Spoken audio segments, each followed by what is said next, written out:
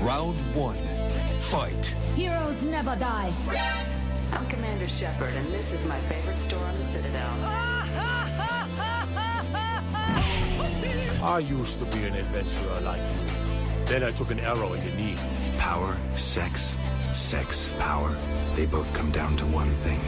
Hungry gamers.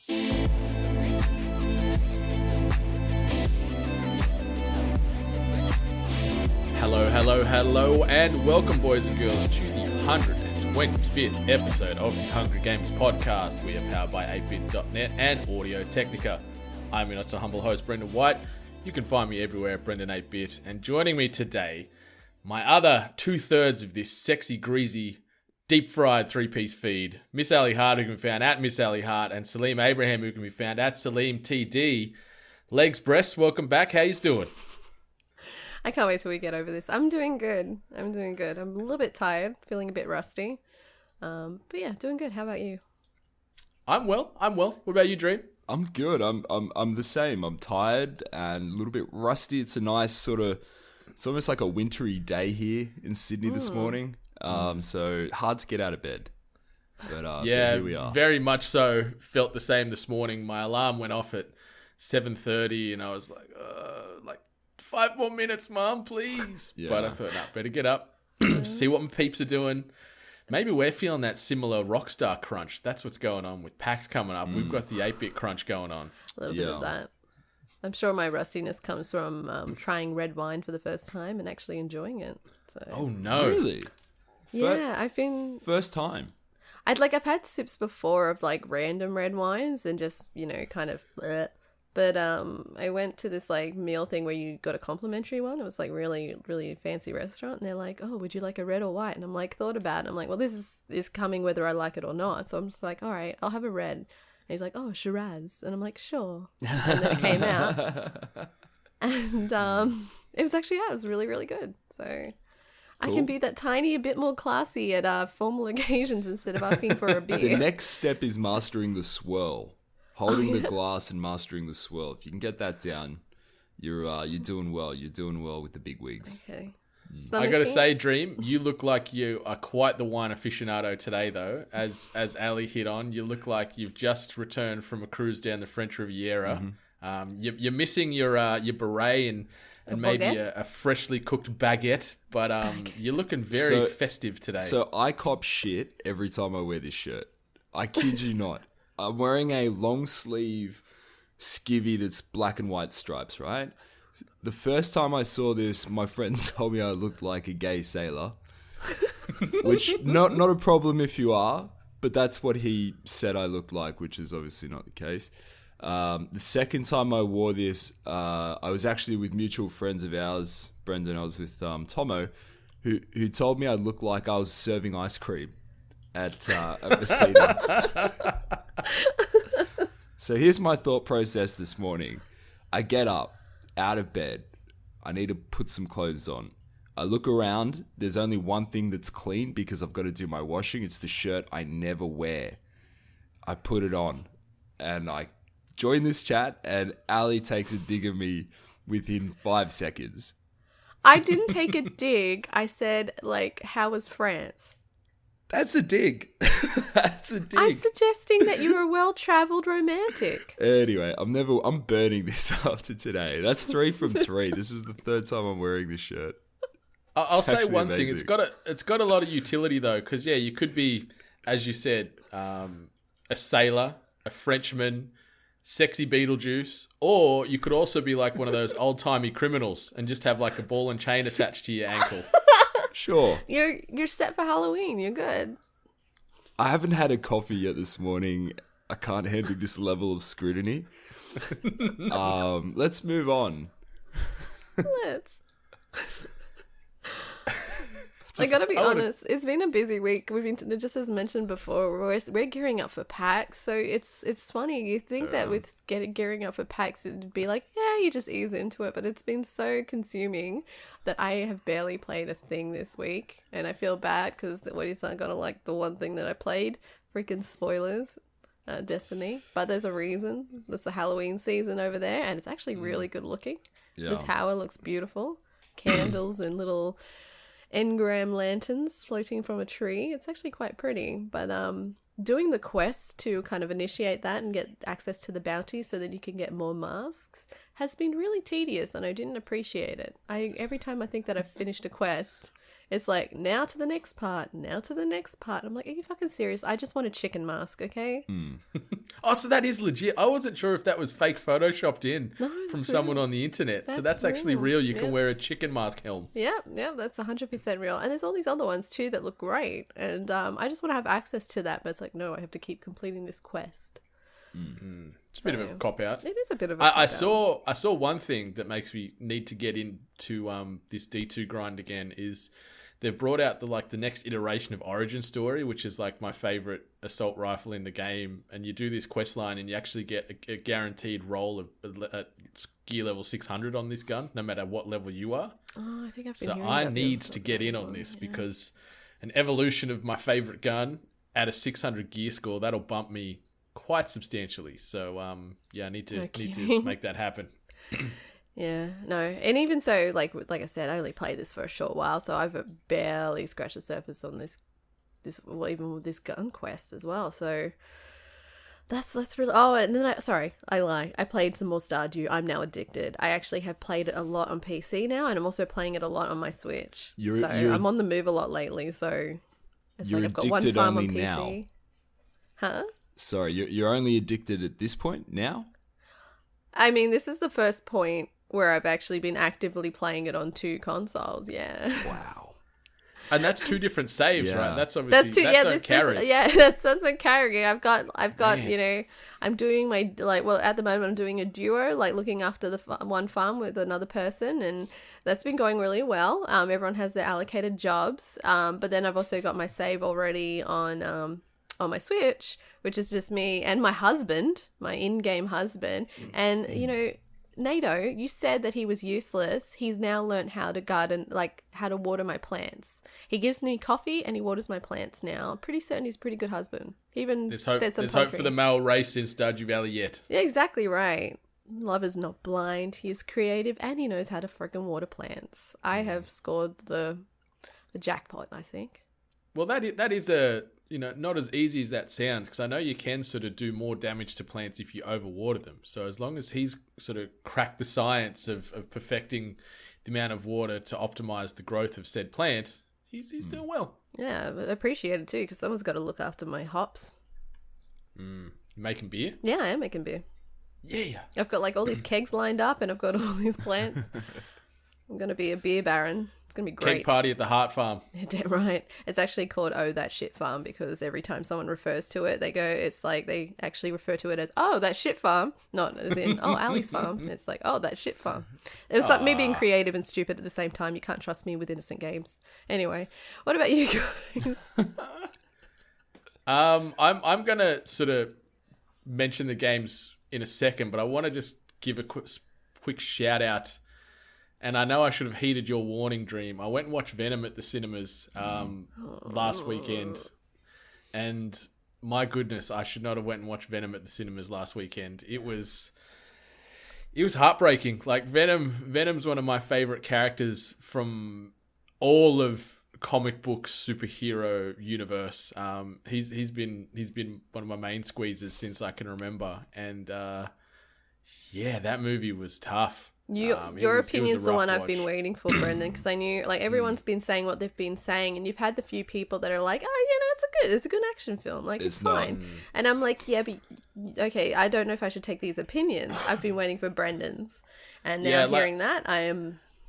I'll say one thing. Like Tom Hardy gave it a good old college try. Like you could see he was putting all he physically could into this film, but the script was just cheese on cheese on cheese. Just the plot itself was just all over the shop. It felt like an late 90s, early 2000s superhero, like Elektra sort of vibes. Stuff like that, or like OG Daredevil film vibes. Like it was on that sort of tone. And Dream, you've watched it too, but that part where the symbiote Venom and Eddie Brock are having a little powwow, and he's like, back on my home planet, Eddie, I'm known as a loser. I hated that. I hated And I was just that. like, oh my God, this is gross. I hated that. I'm not a diehard like yourself. I only know what I know from movies. I've never actually read a comic book. But I fucking hated that. That was kind of just cringeworthy. And and like where that conversation, let's not ruin it in case there are people who want to go and see it, but that conversation just goes down from there as well. Like in terms of at a script writing level, it just goes down.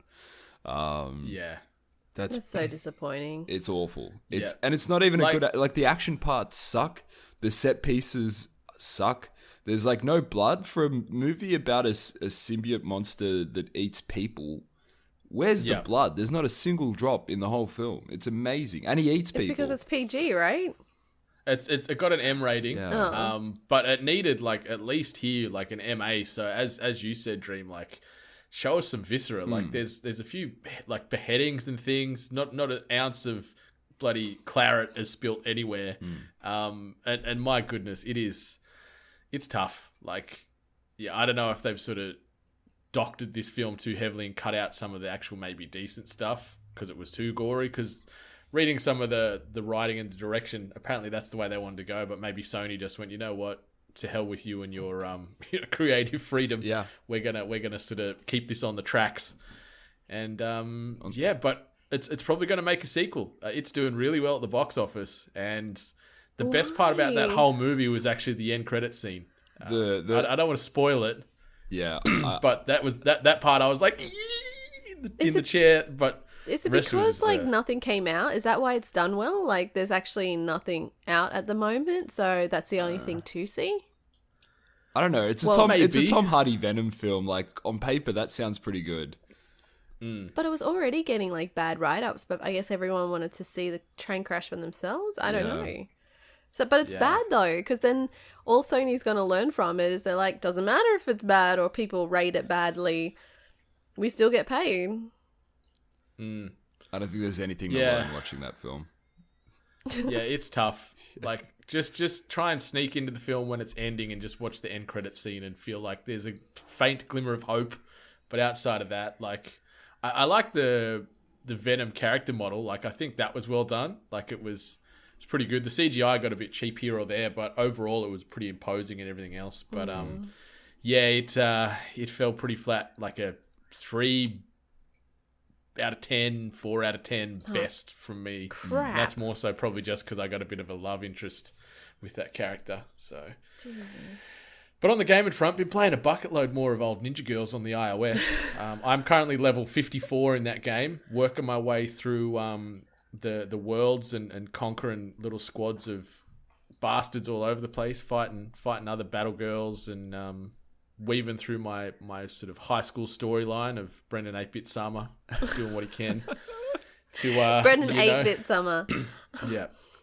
Yeah, but it's fun. Like there is obviously that you dive one layer deeper and there is this weird cringy unnecessary sexual undertone attached to this game. But like I haven't really gone down that route at all. I've just jumped in and been doing the RPG elements and the battles and leveling up and working out team composition and things. And that's pretty cool as just a little iOS game.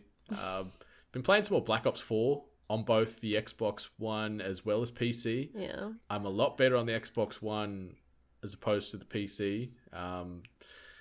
I played again last night and holy shit, I had the rage bug big time last night. I was just getting mowed on PC left, right and center.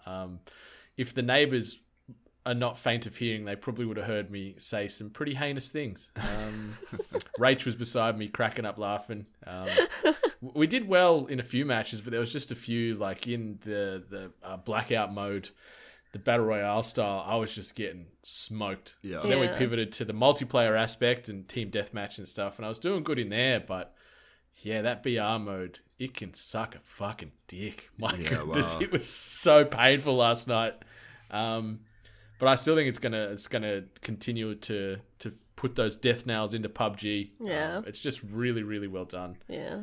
And I'm hoping you guys can get a copy on some platform down the line so we can roll out and have some shenanigans and make some more content. I really don't want to pay that amount of money for another Battle Royale game. And I don't have the bug. I don't have the need or want to play it. So that's why I really haven't jumped on it. And I'm sure it's pretty sweaty at the moment too. It is very sweaty. Like we were in a TDM composition with like 3 randos or 4 randos, and there was this one kid. He would have been, 12 and a half at best, and he's in there just dropping every kind of negative slur that you can imagine, like sexually offensive, racially offensive, and everything else in between. This kid was just like, I wanted to find him in real life and just give him a big open-handed slap across the face. Like, he was rough. Where is your mother? Yeah, she was probably in the other room playing with him or something. Who knows? But yeah, it definitely left a bit of a sour taste in my mouth, remembering that sort of mentality attached to these sort of shooter types. But yeah. The game itself is polished, it's clean, and it looks good. But I just was having no success. Yeah. No, I've been, like I said, the previous week, I've actually been watching a lot of people play it. It's, it's taking over. It's pretty main on the on Twitch now. And yeah, it looks just like a polished PUBG. So, I actually want to get in on the zombies. Apparently, the zombie mode in new Black Ops 4 is tight. So I keep forgetting about the zombie mode. So I'll give that a crack, because obviously there's no single player content in it. It's just all multiplayer players. So we'll see. How do you feel about that? I know that COD for you is always more of a multiplayer thing than it is a single player thing, but my opinion is that they've actually had some fantastic single player campaigns in the series. They have, and it's 100%. Weird. It's weird that they wouldn't have included again in Black Ops 4. Yeah, and especially when they're still putting full price ticket on this item. Like, it's not that they're selling this game at $60 because it is just multiplayer modes. It is still $100 or whatever else in between, depending on where you're buying it from, and you're getting zombies, you're getting Blackout, and then you're getting a mishmash of heist, control, team deathmatch, really. There is some single player missions for some of the characters in the multiplayer mode you can do to get a little bit of backstory, but that's as deep as it goes. Yeah, right. There is no big Michael Bay-esque action campaign like in years past, because they were great, man. I love playing as Soap and people like that back in the Modern Warfare days, but yeah, they've just taken the piss really on this, I think. Yeah, asking for the same price point is just stupid. Like, no. No, thank you. Hence why I haven't jumped on it. Yeah, I don't know if it's... I'm not actually too fussed about the price. Not that I'm buying it either. Again, it's not really for me. Battle Royale games and COD games are two different kinds of games that I just typically don't gravitate towards in general. So that, there's Blackout now. It doesn't really excite me too much. But it's more, just the single player. Again, it was funny. Reese was always big on single player in COD. He was a diehard for that reason only. He didn't want to ever touch the multiplayer, and it makes me think of that a lot. And I agree. Yeah, I love playing. World at War single player was amazing. Black Ops was great. Modern Warfare 2 was great. I love the single player in COD when I've played those in the past. So, bring it back, maybe. That's why old Battlefield 5, when it drops, will get some more praise from at least myself, because it's got those war stories woven back in again. And in the last Battlefield that dropped, they were magic. Reliving those experiences from various accompaniments across the globe in World War One was magic. So I can't wait to do that again for number 2 or World War 2. Yeah.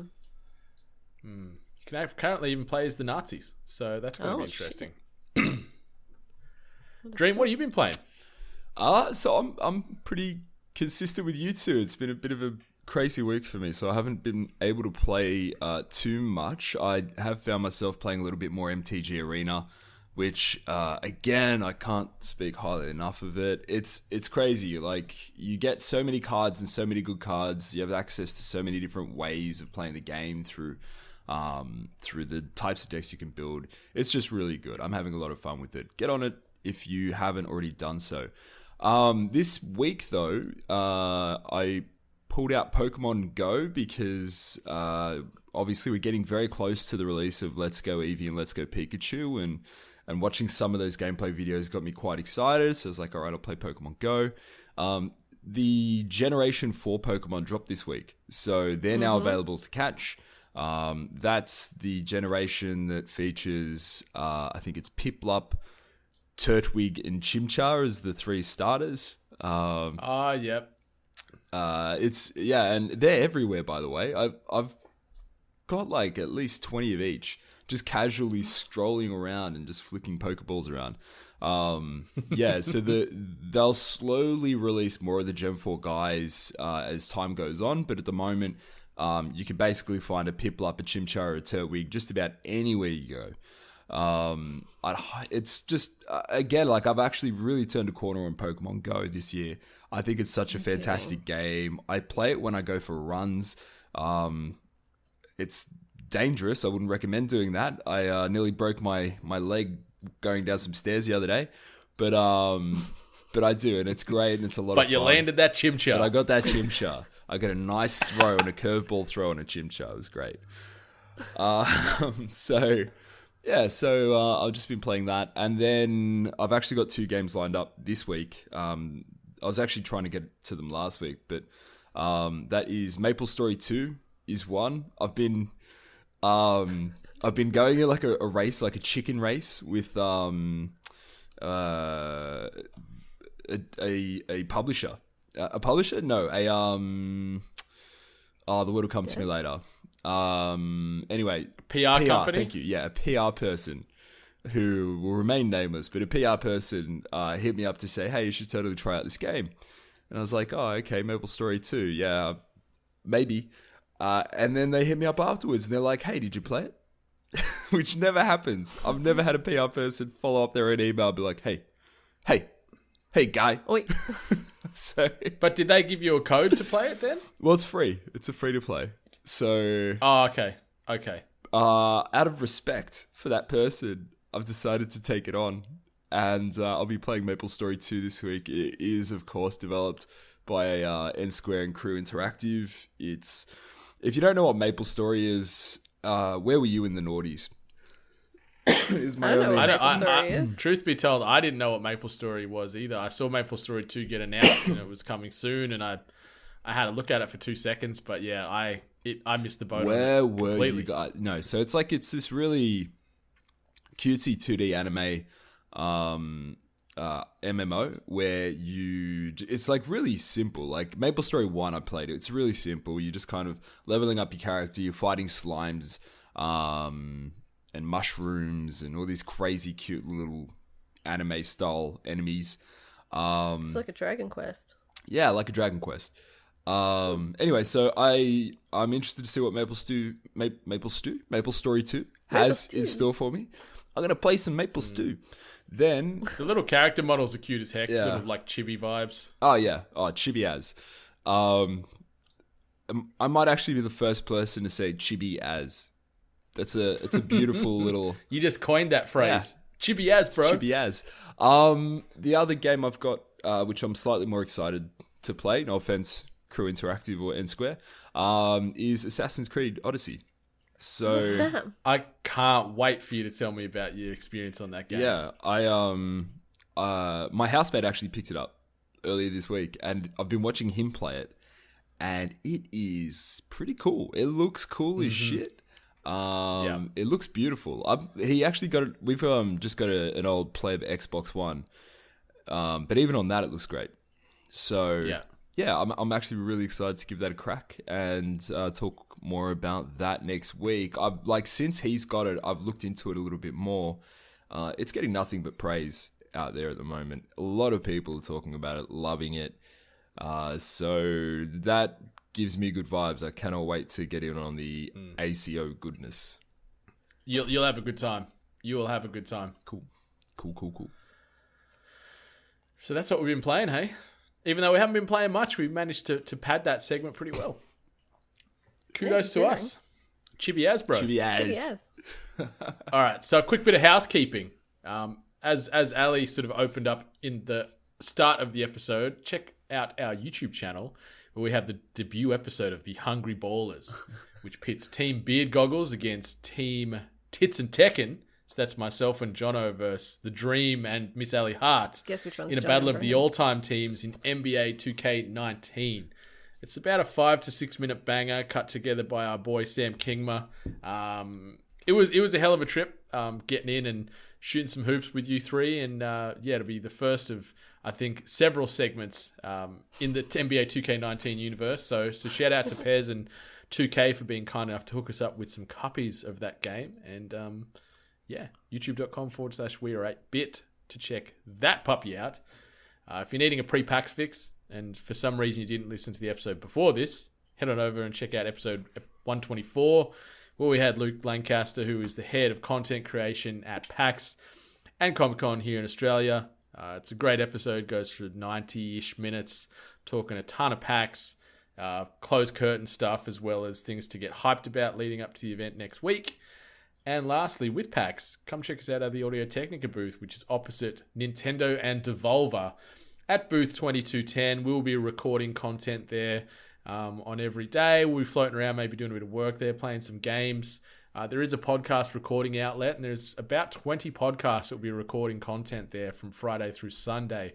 So pop on by and see how the magic works, check out some products, get some hands-on with it for mics, headphones, everything else in between. And you can actually buy product from the show floor on the booth as well. So if you love that set of phones and that microphone you're playtesting there on the booth, you can pick it up there, potentially with a little discount attached during PAX. So get on over, booth 2210, say g'day. Couldn't be in a more awesome position of Nintendo and Devolver.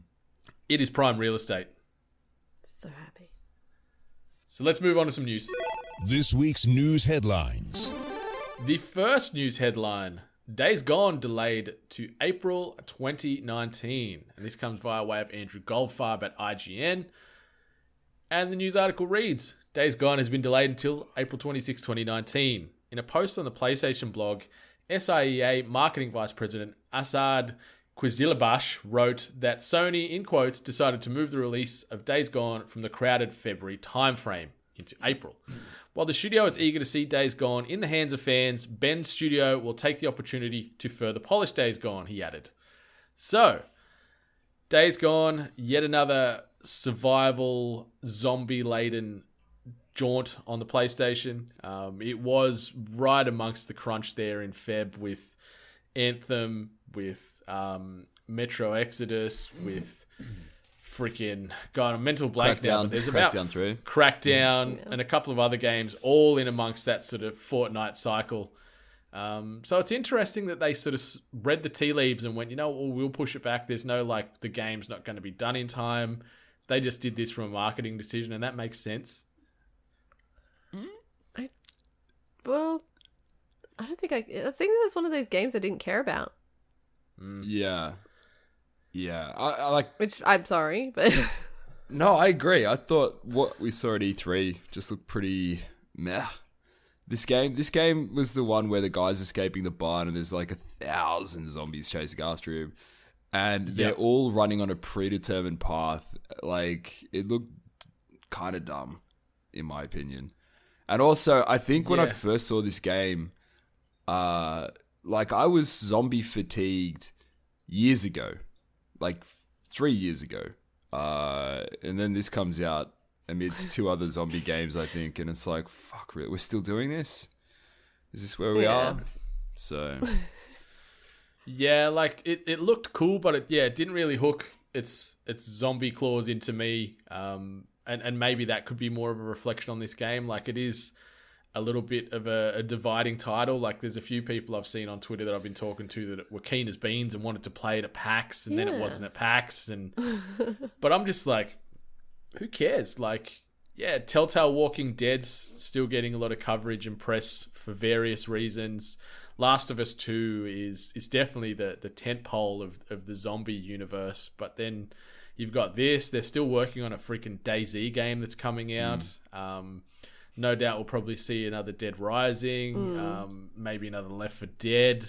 like it is very much zombie fatigue, and even ripples through into general pop culture. Like The Walking Dead's getting its lowest ratings in the history of that television show now too. Yeah. So yeah, there's only so much shit you can do with zombies, you know. Yeah, like I do remember from the E3 coverage of this game that a lot of people were feeling good about it. I'm not sure if it was because of it graphically. Maybe that was the appeal. I don't know, but I think we've seen gameplay, haven't we? And even even that didn't look too different or out of the norm. So yeah, I just cool, push it back or push it forward or whatever. Chances are I'm probably not going to be playing it. It looked very cliched. It's like you're an ex-biker that's now a bounty hunter trying to, hunt down people in this zombie apocalypse America. And like Sam Witwer was playing the lead character, and he did Star-Lord in the Force Awakens games, which were pretty fucking cool games in their own right. But yeah, I don't know. I just meh. Maybe they should have left it there because then they'd have a reason why it didn't do well. But we'll see. See what happens next year. But it's still interesting that there's no coverage. Like I think it could have been an opportunity still to showcase it at some of these big conventions. But the fact they're slipping through to the end of April, we'll see what that means for the game long term. Yeah. The next article, which has created a bit of hullabaloo out in the space. Headline reads, "We were working 100-hour weeks," Red Dead Redemption 2 head writer says, then clarifies. And this comes via way of Jason Schreier at Kotaku. And the article reads, "It's been a long and open secret in the video game industry that the prestigious developer Rockstar embraces overtime." And a new quote from company co-founder Dan Houser about Red Dead Redemption 2 caused controversy this morning by suggesting that it took 100-hour weeks to make. In a new elaboration to Kotaku, however, Houser said that this quote has been misinterpreted, saying such a workload is not required at the studio. In a feature published yesterday by New York Magazine about the making of Rockstar's ambitious cowboy game, which comes out on October 26th, Houser talked about working 100-hour work weeks en route to completion of Red Dead Redemption 2. So there's a heap of other quotes and subquotes and redacted statements and everything else in between. But it's caused a pretty big ripple through the gaming space where you hear about, what we let off with in this episode about crunch in the work industry and especially in the gaming space. And seeing a company as big as Rockstar that definitely work to the beat of their own drum, potentially having staff work for 100+ hour week. Yeah, it's interesting. Where do you land on this stuff, Miss Hart? I know you've got some opinions. I've obviously with what came with reporting this actual story, it seems like this article reads, there's been a lot of like redactions.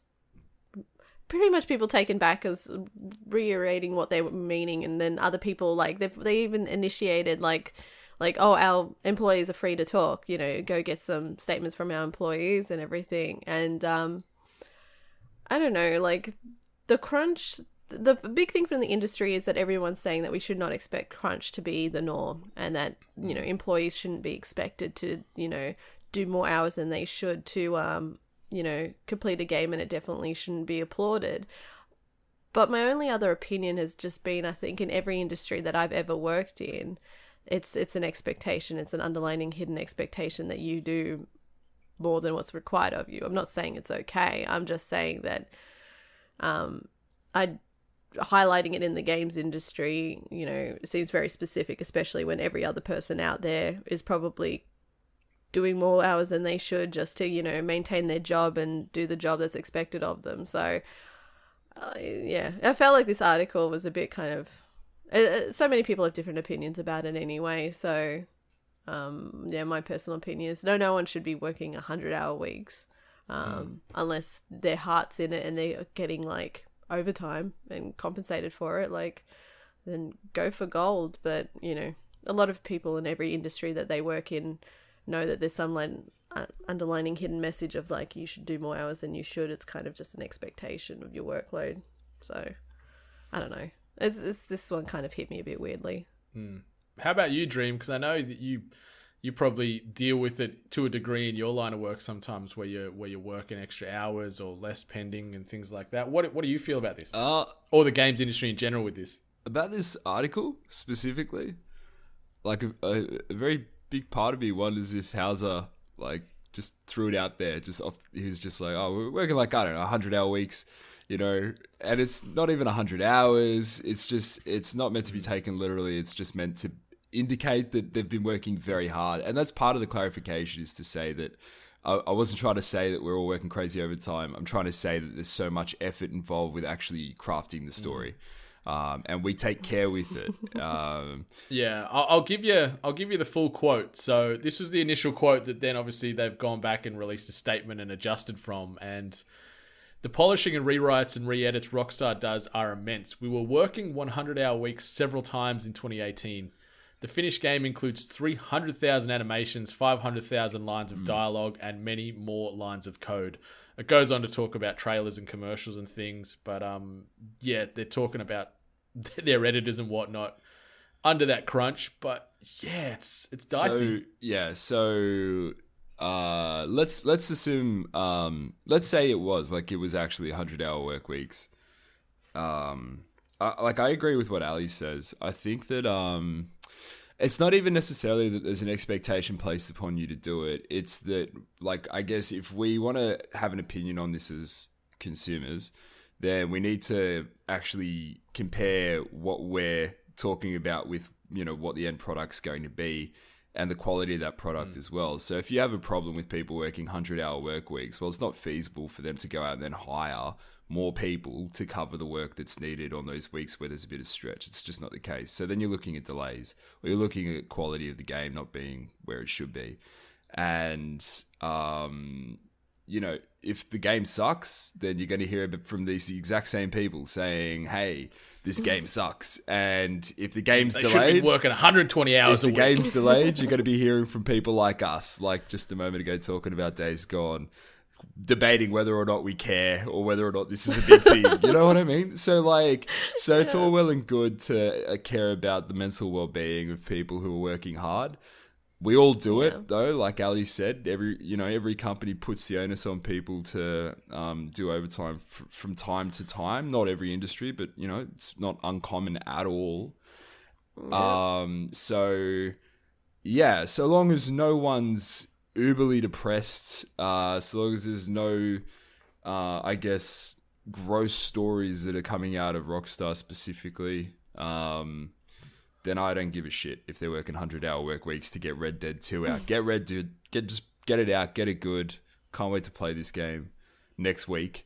Yeah. Well, like I think people just look at these things in very siloed ways, in very narrow ways, where it's like, well, no one wants to work 100 hours a week, sure, but you also don't want to wait a week for Red Dead 2, so shut the fuck up.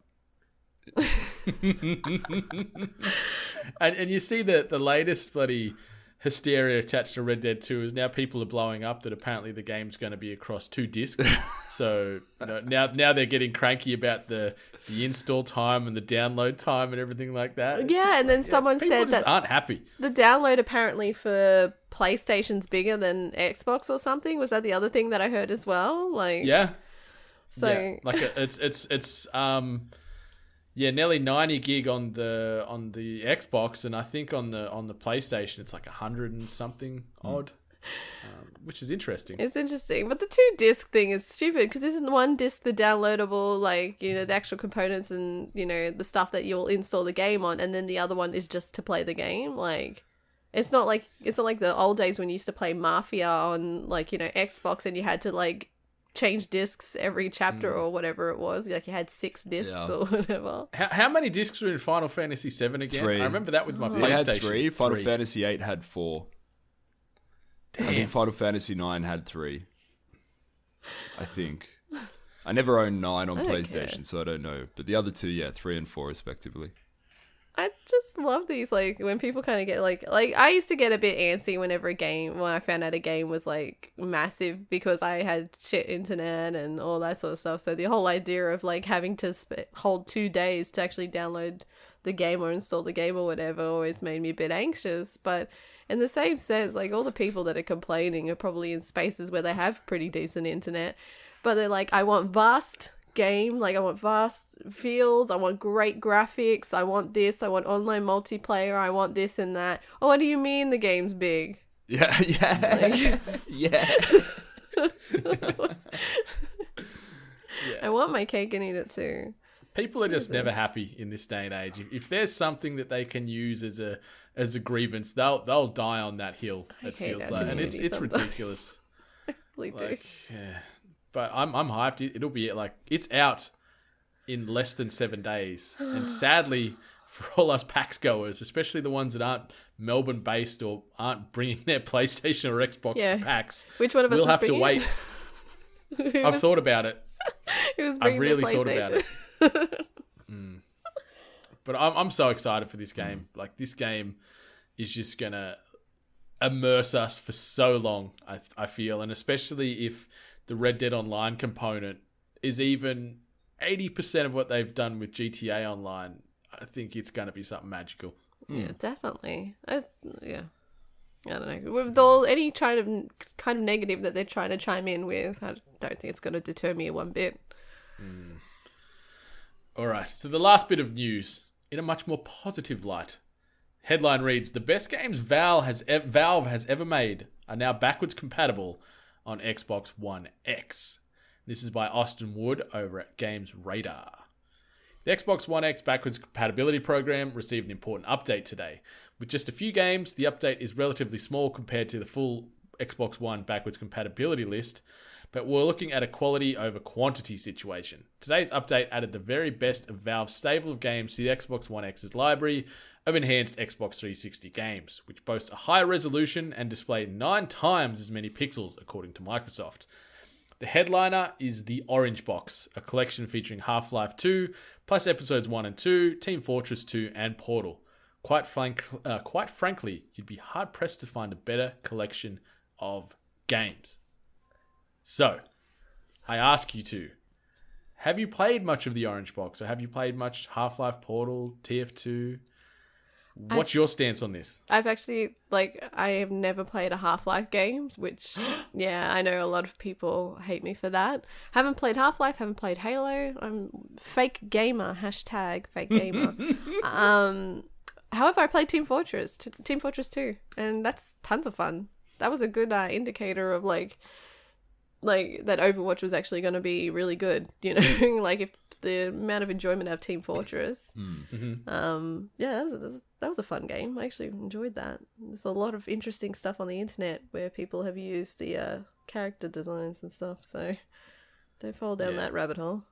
Yeah, there was definitely some creative freedoms taken by Blizzard when referencing indirectly the Team Fortress cast. Yeah. That's for sure.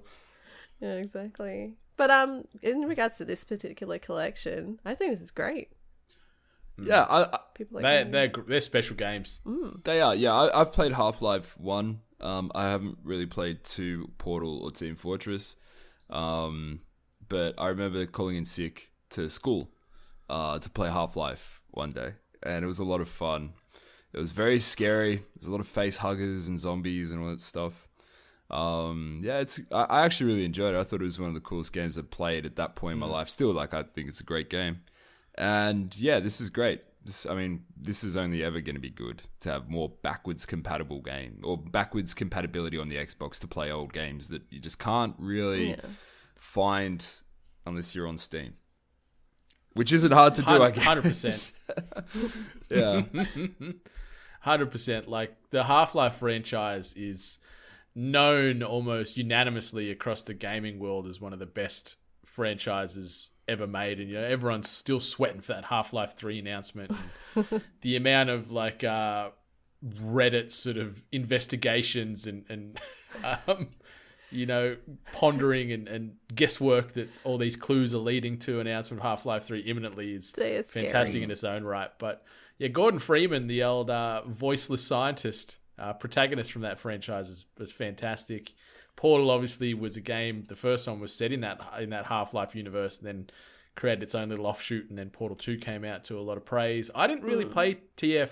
I think I've played maybe 2 games and watched a few people play some Team Fortress. But it's definitely got its own chops to stand alone, and the fact that you can get all 4 of those games, as well as 100 odd other games on the backwards compatibility list is fantastic. I'm waiting to see these games now trickle their way into the Xbox Game Pass.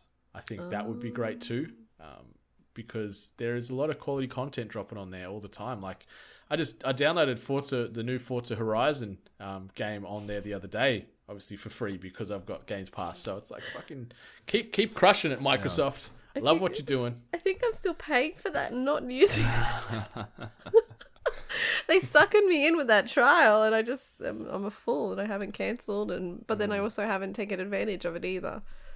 Outside of like maybe Sea of Thieves, you're probably playing that on Games Pass. That was the reason I got it, so I could play Sea of Thieves. And thank God, sorry, Sea of Thieves and all you Sea of Thieves fans out there, but thank God I didn't pay for Sea of Thieves because I played that for about a month or even less, and I haven't touched it since. So there you go. The Game Pass is actually pretty useful. I can picture NATO listening to this episode right now doing the Arthur hand meme. See, I was more thinking like the single tier kind of thing going down his face, but yeah. But it's a bit of a light on work week as far as news goes. So yeah, that's the news. But I wanted to pilot a new segment that I wanted to maybe potentially bring out. Haven't really given you guys much of an idea, but the segment is called Who Am I? And I'm going to give you a series of little notes or facts about a video game character. Could be current, could be retro, could be whatever. And jump in, have a shot at it. If you are incorrect, you are out until the other competitor has a crack and is incorrect, and then you can go back in and have another shot at trying to guess it. And we'll sort of keep this score ongoing over Hungry Gamers episodes. Maybe we'll have a prize one day, maybe nothing. Maybe this is just some good time killer because this is a quick episode. But anyway. Hello. Do you want to play a game? My first note. I was created by development studio Apogee Games. We're after a character specifically, right? A video game character, yes. I made my debut in 1991 on the PC. I originally started as a 2D platformer. Duke Nukem. My second... You Google searching son of a bitch. I was going to say Duke Nukem, but I'm like, I'll wait one more thing because of... Did he Google? Yeah, I could hear his keyboard mashing. You bastard. Do you have another one? I have about 10 more, and it got progressively better and better. I've played the platformer of Duke Nukem. No, I mean, do you have another character one? No, I had just the one. Well, for this why one. would you do that? Why would you not bring 2? Why would you He Google? didn't say no Google. That's true. I think it was just understood. What? I was Like, I didn't also say don't murder people, and so it's okay. What, can I just put this out there? Like, your first thing was developed by Apogee Games, so all I did was type in Apogee, and all I can see across my screen are a list of Duke Nukem games, bro. Why did you pick Duke Nukem as well? I'd never have gotten that. I don't think. As soon as you said it was like the size, it started off as a platformer, and I'm like 91 started on PC. I'm like, okay, what was I playing? Okay, it started. Okay, that means it's still going. And I'm like, go through your other hints. I want to hear how good it got. Okay, they got progressively better and more meaty. So my second game was released in 1993 on the PC. Mm-hmm. My third game, which released in 1996, brought with it some controversy. Mm-hmm. Because you gave the stripper money and she shut her tits. Interesting. My third game also saw me transition to a 3D first-person I'm going to shooter. stop you there. Ali, I want you to chime in when you think you've got it. At what point I was do gonna, you think... Like, as soon as he said that it was started off as a platformer... Yeah. And because of the time, and he said it was on PC, it started off as a platformer, I was thinking Duke Nukem. But I'm like, you know what? You look like you didn't know. So I'm like, I'm going to just see what he gives me next. I look like I didn't know. And then if it made me feel better about what my answer was, then I was going to say Duke Nukem. Good instinct. Sorry, Brendan. Please continue. My next hint, I am voiced by John St. John. My next one, I have made 4 spin-off games since 1998. Time to Kill, 0 Hour, Land of the Babes, and the Manhattan Project. Yeah, I think at this point, My next clue. at this point, I would have been for sure cool. My next clue. I share the same name as a character from Captain Planet. True. This is true. Next clue. I like to kick ass and chew bubblegum. Then the next clue. Sometimes I'm all out of gum. I like how you split that one into 2 clues. I had to. He's like, I'm running out of clues. Yeah, and then it was going to go down. Like, I'm assuming you would have had it by then, surely. I'll so. make you a promise, Brendan. I'm looking at you in the eye right Not to now. fucking Google. I'll make next you a time. promise. I will not use Google next time we play this game. Okay. I might even lead off that segment by saying no Google, but just to But make just it clear. just to be even clearer, no Google, no Yahoo. no Yahoo, no Bing. yeah. No Ask Jeeves. I'll use only No internet searching of any kind. whatsoever. Yeah, look, I won't even refer to books. All right, I'll use only the brain power that I have summoned on the day. Whatever neurons are flaring in my brain, that is all I will rely upon to defeat Ali in Who Am I? Episode 2, Return of the King, Saleem the Dream. I think it just shits me more because I was so close to saying it, and then you piped in, and I'm like, oh, so it was that easy, and then the fact that you Googled it makes me a little pissy. There was a part of me that, like, as I was Googling, I was like, no, this is not funny. Like, don't do it. And then as soon as I saw it, I don't know. It was maybe good, maybe not. I don't know. We'll let the listeners decide. How about that? Yeah, I'd love Listeners, to apologies get for everyone's this input. derailed segment. It may never return again. No, it's coming back next episode 2 next week. Return of the King. Nah, it'll come after PAX because just with that live environment, it'll be hard to record. True. So we'll do it on the after PAX episodes. So that'll be 127, something like that. Yeah, you definitely don't want to do it at PAX because you'll be in arm's reach, Sam, and I'll be able to strangle you. He's not even he's just asking general people coming past the booth. Oh, hey, do you know who this character from Apogee Games is? There's the impression. Who likes to chew bubble? The character is apparently a mouse. It's Japanese, yellow, and likes electricity. What is it? Do you know? Wait, was he a mouse? I thought he was a squirrel. Pikachu. Yeah. It's It's an a mouse electric type, rat. isn't it? Yeah, its name is a combination of like electricity and rat or rodent or something from memory. Oh, okay, maybe. Yeah, so if it's Pikachu, I'm pretty confident I'll get it. I know, I've got a lot of Pikachu So listeners, facts. that was the debut episode of Who Am I? Apologies in advance for anyone that had to just sit through those few minutes. But the basis of that, I think, was sound. I was pretty excited about that. But anyway, it'll be back one day. It's such a sad thing to do, to be like, you didn't say I couldn't Google. I mean, typing in these things, I thought you were going to pull highly me up. likely to bring up the answer. I have a mechanical keyboard, like you can hear it. You know what I mean? I thought you were going to pull me up, but you just let me run, and now you know. I was using my brain. I can only do one thing at a time. No, that's fair. Yeah, and anyone else that can only do one thing at a time, be sure to rate, review, subscribe this podcast and all the other podcasts in the hashtag 8bit Collective on your podcast platform of choice. Those reviews keep the emotional lights on in our hearts, and it means a lot to not only us but every other podcaster out there supporting. It takes a little bit of time, but means a whole lot. Anyway, you two, I think that's been episode 125 of The Hungry Gamers. Do you have anything else you wanted to share or add before we close this bad boy down? Oh, just want to say that it is coming up to PAX, so that means we will be walking around the PAX floor. If you are there, do not hesitate to come up and say hi. Precursor, my face looks like unhappiness always, so don't think it's always a bad time to approach me. It's just my face. Well, I agree with everything she just said. It is just her face. And also on the PAX notes, so there are 3 panels that we would love for you to attend if you are at PAX this year. One of them is Party Mode, which is on at 8 p.m. in the EB Theatre on Saturday night. And Party Mode is an AGPN thing. It's the Australasian Gaming Podcast Network. What we do is we get all of the podcasters in Australia, the good ones, and we put them on a stage and say who's the better gamer. And it was a lot of fun last year. Brendan won. Yes, I did. And that was infuriating for me. For all 12 months, we've had to live under the reign of Nerdstradamus, Team Nerdstradamus. And frankly, that's not... The team of the people. That's not great. So I'm helping put this together this year. I'm doing everything I can to make sure that Nerdstradamus don't win 2 years in a row. But will they reign supreme? We will soon find out. And the other two, Brendan, you've got more detail on these two. They're your bad boys.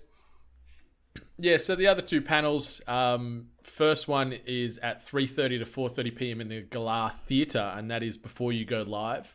And that's a panel we're doing in conjunction with Audio Technica, talking about equipment options, things you need to know, pain points, horror stories, funny moments as far as content creation from podcasters, YouTubers, Twitch streamers, and things like that. So it's a good way to gain some knowledge if you are wanting to get in there and create some content about the do's and don'ts, as well as some gear recommendations to try and get you on the right track as well. So that'll be pretty cool. Obviously, Dream mentioned Party Mode, which is running 8 to 9 p.m. at the EB Live Theatre on the Saturday night.